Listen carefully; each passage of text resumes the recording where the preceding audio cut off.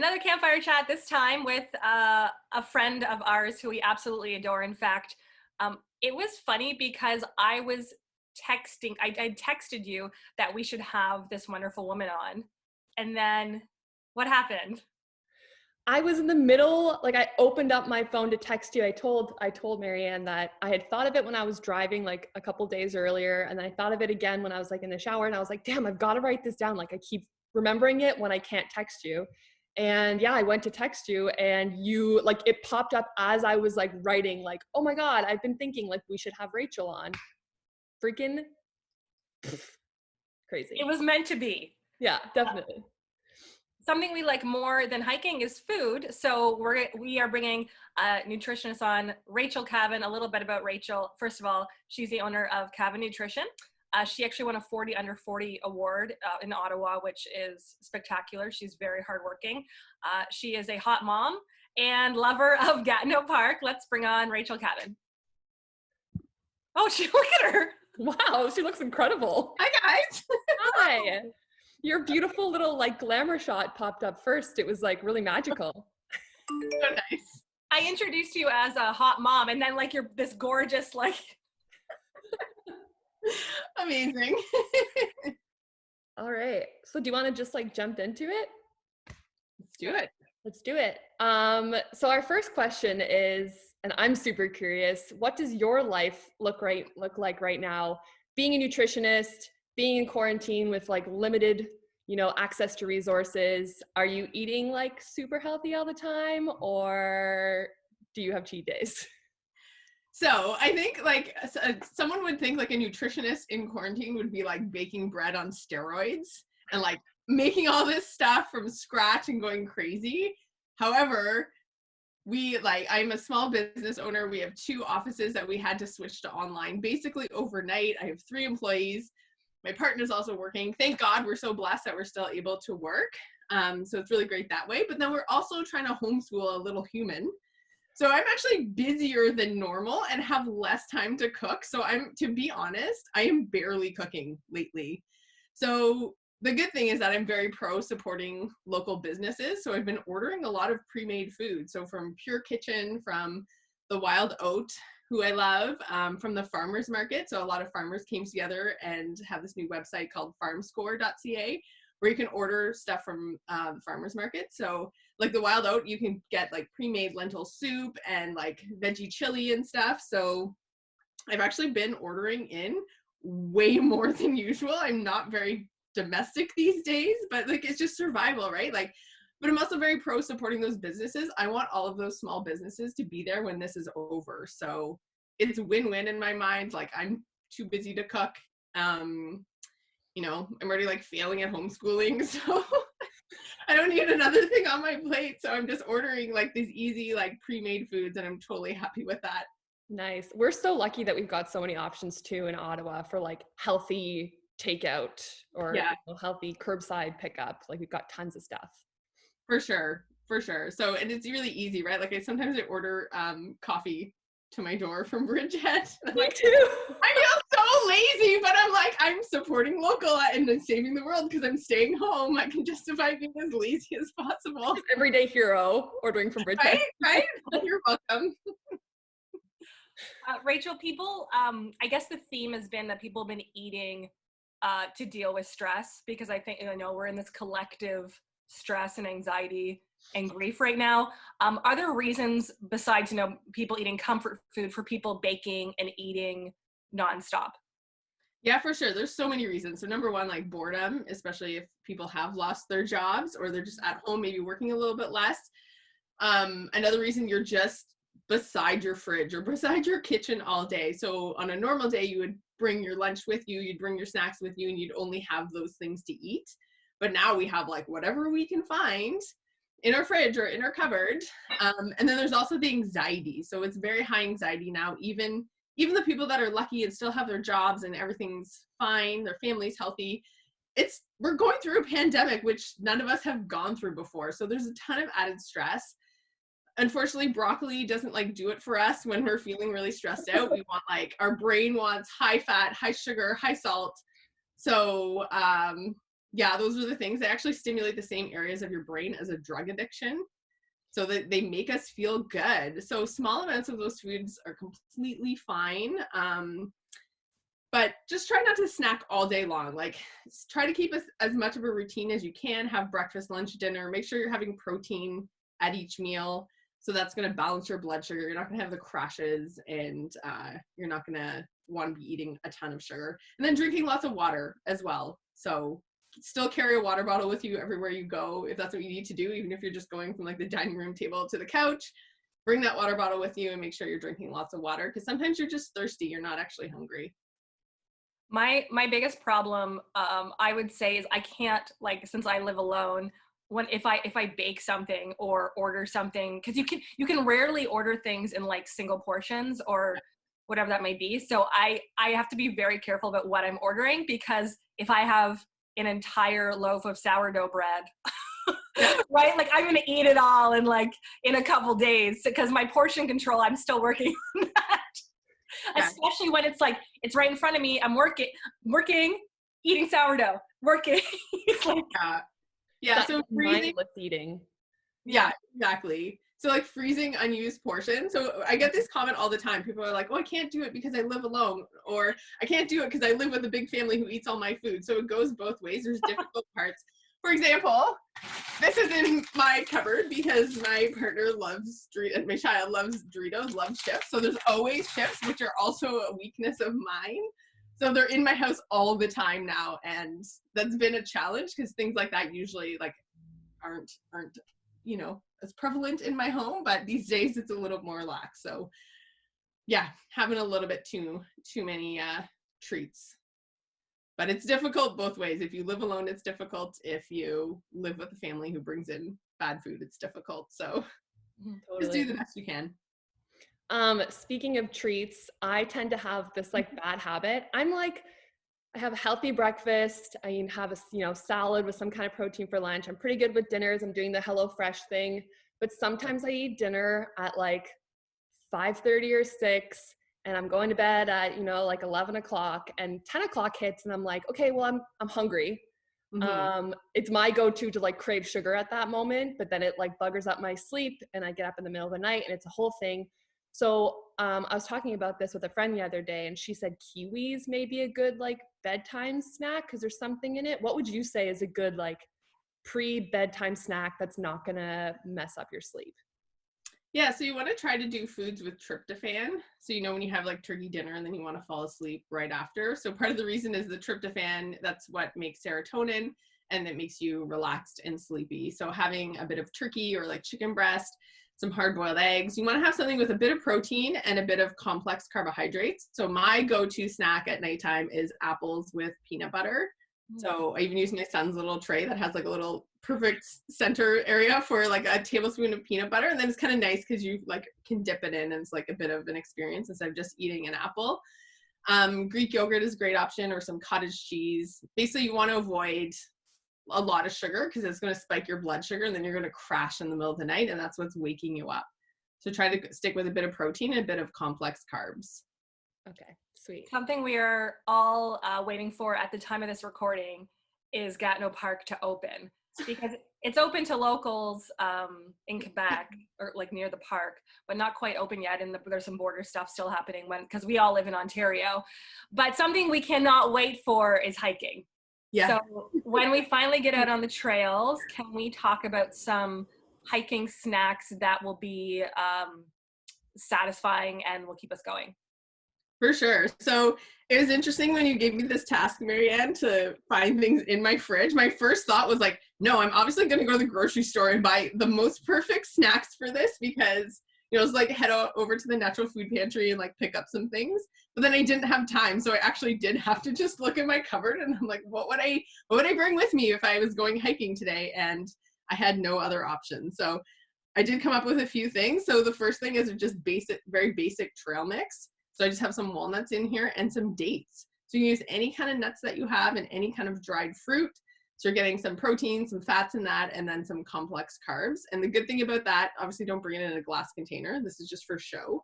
That'd be very heavy and, may break. You don't want to do that. Hiking with glass. Yeah, it's my favorite. very portable.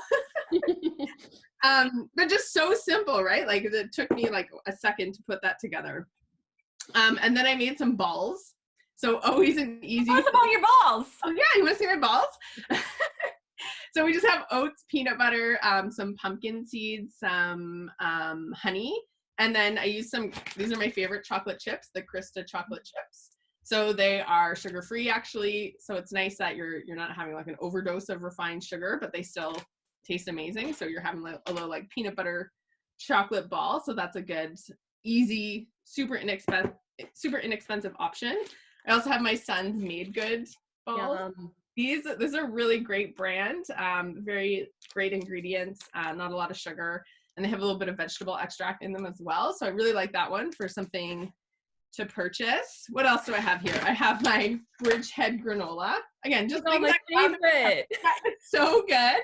So again, supporting local. You can Uber Eats it to your door, and then you can bring that on your hike as well. We also got our fruit. So oftentimes people ask about snacks and they think it has to be just some crazy thing, but like really fruit is one of the best things. So I would prefer an apple because a banana might get mushy in your bag, but my son ate all the apples. So that's all I have for fruit right now. Mary Poppins right now. You're like, I don't have much. What else? Yeah, what else I got? What I have here right now. Okay, so this is my last thing, but this is a nut. Can you see it? I don't actually know the company that makes it. It's a nut and seed bread, but it's from the farmer's market. So it's from farmscore.ca. And I ordered a bunch of stuff last week, and they do delivery and stuff as well. But we went and picked it up. This is so good. It's such a good bread, and it's just nuts and seeds all baked together. So it's a really great option. Again, you're supporting local. It's delicious. It's super healthy. Sweet. I'm going to make a note of Farm Score because I have never heard of that. I need to check it out. Yeah. Nice. You need to order by Wednesday and then either pick up or delivery on Saturday. So. Okay, sweet. Yeah. I feel like Marianne and I are like the queens of snacks. Like this wasn't a topic that we're, new to. But our next question is, what would you say is a good like meal for a pre-hike snack? And, on the other side, like a post-hike snack when it comes to like macros and the importance of like fueling your body properly for a workout and after. Yeah, for sure. So one thing I tell all of my clients is that every single meal is a pre and post workout meal. So especially when you're exercising regularly. So a lot of people get really concerned about like what to eat right before and what to eat right after, but really every single meal you eat is a pre and post workout meal. So what you want to avoid is that carb loading mentality where you're eating like a ton of white pasta with like minimal protein and fat in there. Although carbohydrates give us energy, when they're really, really refined, it's going to spike your blood sugar and then you're going to crash when you're out on the hike. And you don't want that. That's a horrible place to be if your blood sugar is crashing and you're like an hour away from your car. So instead you want to focus pre-hike. You want to focus on, again, complex carbohydrates. So whole grains, bananas, sweet potato, that kind of stuff with protein. So whatever protein is your favorite, some chicken, some tofu, some eggs. That's going to keep you going for longer. Same thing for post-workout. If you've done a really intense post-workout, it's not a bad thing to have a bit of like protein. What you want to focus on is protein and more simpler carbs right after, especially if you haven't been snacking throughout. So even just doing like keeping some protein powder and water in your car that you can mix together and drink that until you get to your next meal. I actually found this in my cupboard as well from Genuine Health. So it's actually like a pre-done one with a bunch of L-glutamine and stuff that you need for your muscles for after working out. So that one's a really good option. Or just even having, again, like an apple and some almonds for right after. So a snack you can easily keep in your car or keep in your bag. That's not going to go bad or need refrigeration.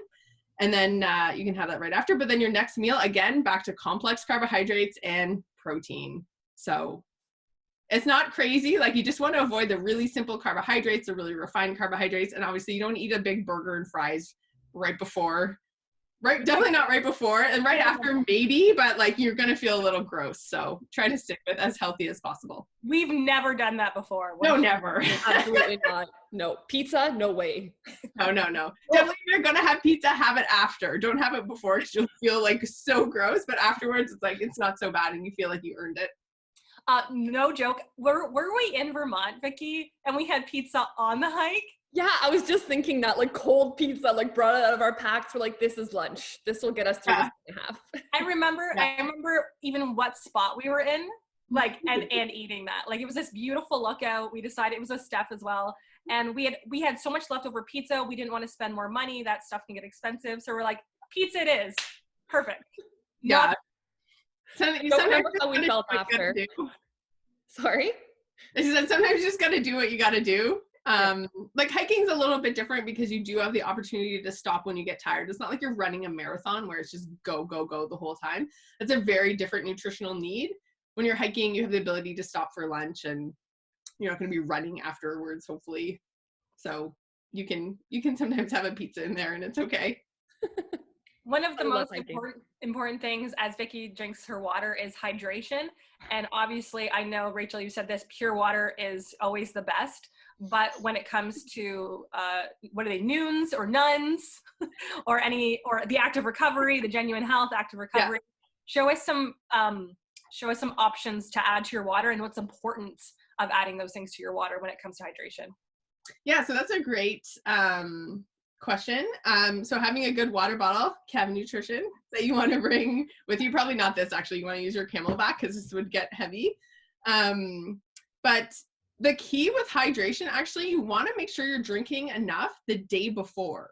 Because if you're not drinking enough the day before or the day of, and you just bring like your liter of water with you, if it's a warm day, you might go through that in the first like half of your hike because you're coming into your hike in a dehydrated state. So definitely like focus on the day before, drink lots of water, and the morning of, drink water as well. And then when you're hiking, try to sip as much as possible. So anytime you chug water, your body can only handle so much at a time. It's just going to go straight through you. You're going to have to make a pit stop. So, drink lots of water in the morning, make sure you have the washroom break before you go on your hike, and then sip while you're hiking, because that's actually going to keep you more hydrated. And yes, especially if you're sweating a lot, you want to add some electrolytes to your drink. So hydration is not just water. You also need the electrolytes. So this is a really great option. It's very small. You can keep it in your bag. You just throw a tablet into your water. Or you could put that in your Camelback. No. Yeah. It's a different bottle. It's so gross. Yes, in the Camelback, but if you have a second water bottle that you could put electrolytes in, that's a really good option. You could do it before your hike as well, just to get those electrolytes. It doesn't necessarily have to be during, unless it's a really long hike, then you might want to do that. If you don't have this as an option, you can just do some sea salt and some lemon juice. That would work fine as well. You can even add a bit of honey in there. And those are really great options. It doesn't have to be like a fancy like electrolyte supplement. You can just use sea salt and lemon or lime juice. And then your water tastes really good as well. So you want to drink more. Win-win. Yeah. I have a kind of personal question, not personal, but whenever I watch things like these, I love when people bring up books, podcasts, music, so I can like go and, buy my own or check it out by myself. So my question is, what is your favorite or like go-to cookbook that you have so many recipes in that you just like love, or do you have one? Well, so I'm pretty lucky because we have a whole meal planning service with our business. So we have like thousands of recipes, and those are actually the ones I use most of the time, obviously, because I love them and that's what we recommend to our clients. So we're actually putting together a few smaller recipe books that we'll have available soon for people to buy. But ones actually, of course, I have so many recipe books at home. The ones I always will try to get or recommend when someone wants a recipe book is any kind of paleo book is going to be a good option. Now, I don't eat like strictly paleo or anything, but the good thing about these books is that it's just whole food. You're getting good protein, you're getting lots of vegetables in it. So pretty much any paleo recipe you get is always going to be a good option.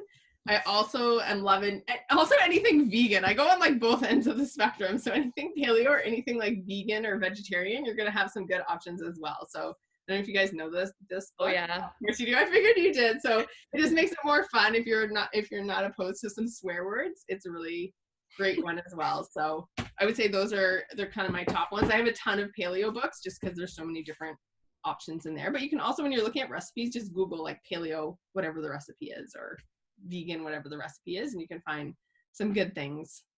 Sweet. Yeah, I don't know any paleo recipes. All I have are like the vegan cookbooks, the like Oshi Glows, Thug Kitchen, Yeah. the other Oshi Glows. Yeah. Yeah, I have a bunch of paleo ones here. I can like bring out more. Are they color coded? But are they color coded? They are. Oh my God, beautiful.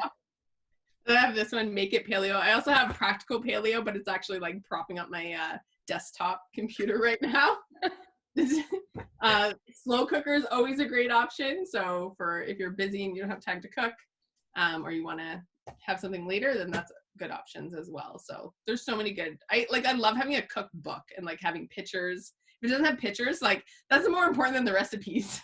Totally. I would say it has to have pretty pictures. Yeah. And I love a cookbook. Yeah. There's like so much stuff online, but there's something about like a physical cookbook and like making the pages kind of like crusty if you used one recipe over and over. You know which is your favorite one because it's splattered a little. Yeah, exactly. Rachel, where can people find the recipes from Caven Nutrition and just find you on social media and whatever you want to pimp out right now? Amazing. Thank you. So if you want to go onto our website, cavennutrition.com, we actually have a free 7-day meal plan and it's a kitchen cleanup guide as well. So that's a really great place to get started. There's tons of great recipes in there. We also have a free Facebook group where we're constantly posting like tips. We do challenges in there and we post like a recipe of the week. So just look in Facebook, Caven Nutrition's group. And then our Instagram as well, which is Caven, CAVEN _nutrition. And we post lots of recipes and tips there as well. So follow along. We have tons of free recipes, tons of free advice. And definitely get that 7-day meal plan because it's a really good one as well. I'm going to do that literally right now. Yeah. We hang up. Amazing. Appreciate you and love you so much. Thanks for chatting with us. Bye.